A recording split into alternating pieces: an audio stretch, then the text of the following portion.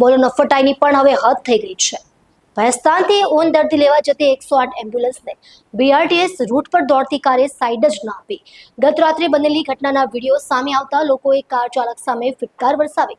વિડીયોમાં સ્પષ્ટ સંભળાતા સાયરનના અવાજ પછી પણ કાર ચાલકે 108 એમ્બ્યુલન્સની અવગણના કરતા અનેક પ્રશ્નો ઊભા થયા છે। સુરતમાં કાર ચાલકની નફટાઈ અને બેશરમીનો એક કિસ્સો સામે આવ્યો છે। ગત રાત્રે ભેસ્તાન વિસ્તારથી ઊન તરફ દર્દીને લઈ જઈ રહેલી 108 એમ્બ્યુલન્સને બીઆરટીએસ રૂટ પર દોડી રહી હતી। તે સમયે એક કાર ચાલકે રસ્તો આપ્યો નહીં, છતાં એમ્બ્યુલન્સ ચાલક દ્વારા સતત સાયરન વગાડવામાં આવ્યું હતું। સમગ્ર ઘટનાનો વિડીયો સામે આવતા લોકોએ કાર ચાલક સામે ફિટકાર વરસાવી હતી અને આવા વાહન ચાલકો સામે કડક કાર્યવાહીની માંગ કરી છે।